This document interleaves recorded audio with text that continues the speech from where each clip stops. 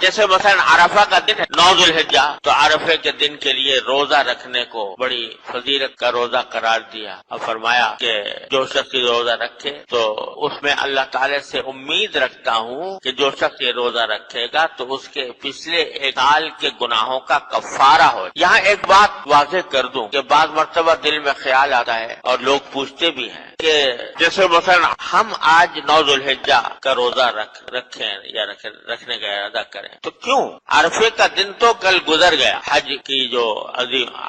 کا جو عظیم ترین رکن ہوتا ہے، سب سے بڑا رکن وقوف عرفات، تو سارے حجاج 25 لاکھ حجاج کل عرفات میں جمع ہو کر وہ رکن ادا کر چکے، وہ تھا درحقیقت یوم عرفہ۔ تو ہمیں بھی روزہ کل رکھنا چاہیے تھا، گزشتہ کل، جبکہ سارے حجاج میدان عرفات میں جمع تھے۔ اور اب تو لوگ جو ہیں عرفات کا وہ منظر اپنے گھروں میں بیٹھ کے دیکھ لیتے ہیں۔ تو وہاں جب لوگ حجاج عرفات میں جمع ہیں، اللہ تبارک و تعالیٰ کے حضور حاضر ہیں، دعائیں کر رہے ہیں، وقوف کر رہے ہیں، تو اسی وقت میں ہم بھی عرفہ، یوم عرفہ منا کر اور یہاں پر بھی روزہ اسی دن رکھیں۔ اور بعض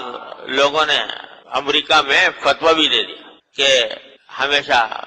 عید الاضحیٰ جو ہے وہ ہمیشہ وہاں کے حساب سے بنانی چاہیے، کیونکہ چاہے 28 دن کیوں نہ ہوئے ہوں، چاہے 29 دن پورے نہ ہوئے ہوں، 31 ہو جائیں، کچھ ہو جائیں، لیکن ان کے ساتھ بنانا چاہیے۔ یہ بالکل غلط بات ہے۔ دیکھیے اللہ تبارک و تعالیٰ نے ہر خطے کے رہنے والوں پر وہاں کے اپنے افق کے لحاظ سے جو حالات پیدا ہوتے ہیں وہ ان کا پابند بنا۔ آج دیکھو ہم یہاں اس وقت جمعہ کے لیے جمع ہیں، اللہ تعالیٰ کے فضل و کرم سے جمعہ کی نماز پڑھ رہے ہیں، ظہر کا وقت ہے ہمارے پاس۔ امریکہ میں ابھی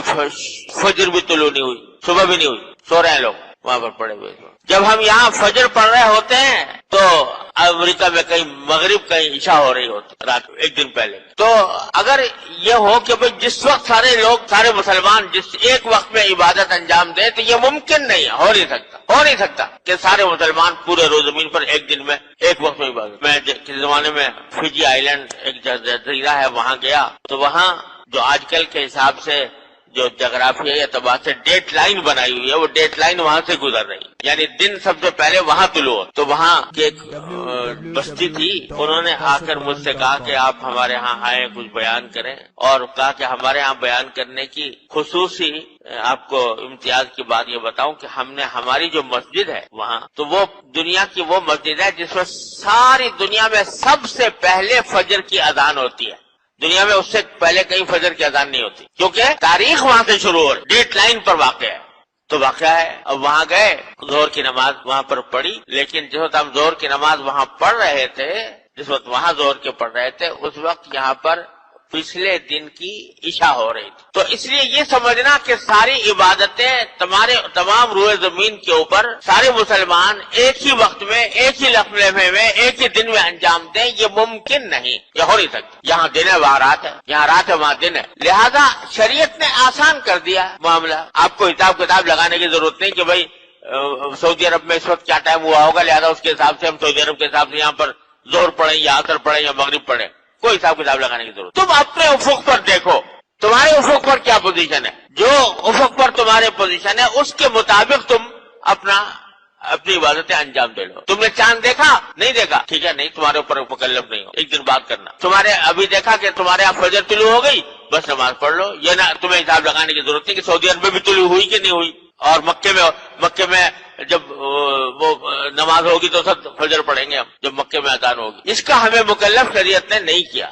ہمیں اس بات کا مکلف کیا ہے کہ ہمارے افق کے لحاظ سے جو صورتحال ہے اس کے مطابق عبادتیں انجام دیں۔ لہذا اگر وہاں ایک دن پہلے چاند نظر آ گیا